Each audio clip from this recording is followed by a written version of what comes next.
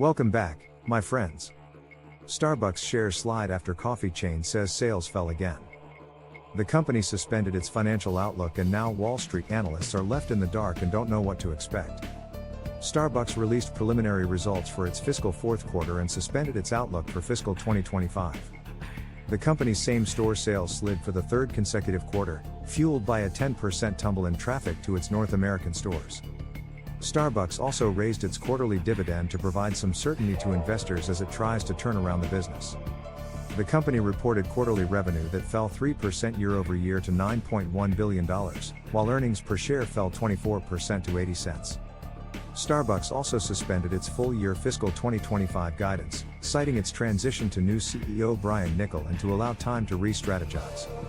Shares quickly dropped 3% in aftermarket trading.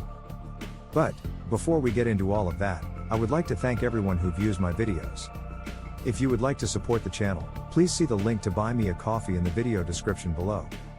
And, please hit the like button and leave me a comment below. I would love to hear from you.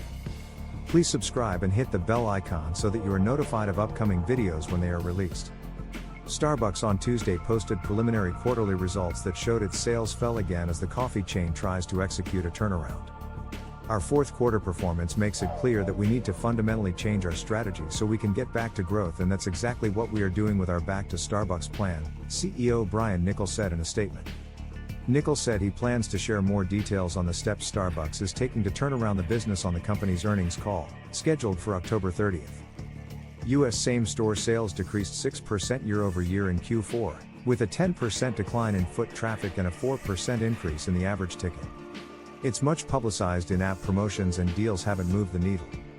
The company's pairing menu, which offered U.S. customers a small coffee with a croissant or breakfast sandwich for $5 or $6, did not improve customer behaviors, per its release. Starbucks China's same-store sales fell 14%, with a 6% drop in foot traffic and an 8% decline in the average ticket size. The company attributed the performance to intensified competition and a soft macro environment that impacted consumer spending. The number shows the long road ahead for Niccol as he tries to get Starbucks back on track. He has started a shake-up in the management ranks, including bringing in longtime friend Tressie Lieberman as Global Chief Brand Officer. Lieberman will start on November 4th after her most recent role as Yahoo CMO. In a video posted on Starbucks' site, Niccol re-emphasized some of the key issues he outlined in a letter during his first week, including the need to simplify its menu, fix its pricing and value perception, and build return customers. We're fundamentally changing our marketing. We've been focusing on Starbucks Rewards customers, rather than talking to all our customers. We're changing quickly, as you likely have already seen, said Niccol, known in his career for his marketing expertise. I believe that our problems are very fixable and that we have significant strengths to build on. I've spent my career understanding, stewarding, and building brands, and it's clear the Starbucks brand is strong and enduring, he added. The coffee chain's new CEO aims to reverse slowing demand for Starbucks drinks, starting with its largest market, the US. Already, the CEO said the company is fundamentally changing its marketing by refocusing on all of its customers, not just members of its loyalty program. He added that Starbucks plans to simplify its overly complex menu, fix its pricing and make sure all of its drinks are handed directly to customers. All three of those goals have been top complaints from customers and baristas in recent years. We believe that our problems are very fixable and that we have significant strengths to build on, Niccol said in prepared remarks released on the company's website on Tuesday. The company's preliminary net sales fell 3% to $9.1 billion. It reported preliminary adjusted earnings per share of 80 cents. Analysts surveyed by LSEG were expecting the company to report fiscal fourth quarter earnings per share of $1.03 and revenue of $9.38 billion. Shares of the company fell more than 3% in extended trading on the announcement. For the third consecutive quarter, Starbucks same-store sales fell.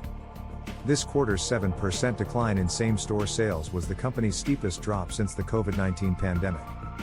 The company blamed its soft sales on weaker demand in North America. In its home market, its same-store sales decreased 6%. Traffic tumbled 10%, despite increased investments in the business, such as more frequent promotions in its mobile app and an expanded range of product offerings. In China, its second-largest market, same-store sales plummeted 14%. The company attributed the decline to competition in the country, which it said is altering consumer behavior and changing the company's strategy for the market. The company also suspended its fiscal 2025 outlook, citing the recent CEO transition and the current state of the business. Despite the dismal quarter, the company increased its dividend from 57 cents to 61 cents per share. "We want to amplify our confidence in the business and provide some certainty as we drive our turnaround," Chief Financial Officer Rachel Ruggeri said in a statement. Ruggeri added that the company is developing a plan to turn around the business, but creating a strategy will take time. The surprise announcement of the company's preliminary results comes nearly 2 months ago after Niccol took the helm of the coffee giant. The CEO transition followed 2 quarters of falling sales for Starbucks and several activist investors building stakes in the company. In the US, the chain has been losing its occasional customers, who have opted to save money instead of spending on its macchiatos and refreshers. Starbucks business in China has also been struggling to recover since the pandemic, and the rise of cheaper local rivals such as Luckin Coffee and a more cautious consumer have dented sales in recent months. Niccol joined Starbucks after 6 years as CEO of Chipotle. During his tenure at the fast casual chain, he led the company through a turnaround after its foodborne illness crises, invested in its digital business and turned it into a top industry performer, even during the pandemic. To curb Starbucks' sales slump, Niccol plans to turn first to the company's struggling US business. In an open letter released during his first week on the job, he said he plans to focus on 4 areas of improvement: the barista experience, morning service, its cafes and the company's branding.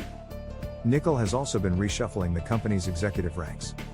On Friday, the company announced a former Chipotle executive, Tressie Lieberman, will be joining Starbucks as its global chief brand officer, a newly created position. Last month, Starbucks said its North American CEO Michael Conway would retire after just 5 months in the role. Niccol's predecessor Laxman Narasimhan had appointed Conway before his ouster in August. Shares of Starbucks are up 1% this year, as of Tuesday's close. The company has a market cap of more than $109 billion. Starbucks has acknowledged that their recent sales decline is due to a combination of factors. This includes intensified competition, a soft macro environment impacting consumer spending, and internal challenges like their menu complexity and pricing strategy. While they haven't explicitly stated that high prices are the sole reason, they have admitted that pricing and value perception are areas they need to address. New CEO Brian Niccol has emphasized the need to simplify the menu, fix pricing, and improve the overall customer experience to win back customers. It's a multifaceted issue, and they're working on several strategies to turn things around. There's definitely room in the market for a low-priced coffee shop chain. The coffee shop industry is steadily recovering, and there's a growing trend of consumers seeking affordable options. Independent cafes and smaller chains have been gaining popularity, especially among younger demographics like millennials and Gen Z. With the right business model, focus on value, and strategic locations, a low-priced coffee shop chain could attract a significant customer base. Plus, offering unique experiences or specialty drinks at lower prices could set such a chain apart from competitors. But, what do you think? Please hit the like button and leave us a comment below. We would love to hear from you. Please subscribe and hit the bell icon so that you are notified of upcoming videos when they are released. Please share this video on social media. And, before we end, a word from the sponsor of this video. Today's sponsor is ProWorldNet.com. ProWorldNet.com is a job website specifically dedicated to licensed professions, doctors, including any type of specialty nurses, and that includes all grades of nurses. Lawyers, regardless of area of legal focus. Teachers and professors, from kindergarten through graduate school. As well as any kind of job that requires a government license or certification. And ProWorldNet.com also includes short-term gig-type jobs as well. So, be sure to check out ProWorldNet.com if you are looking for a job or an employee. Thank you for watching.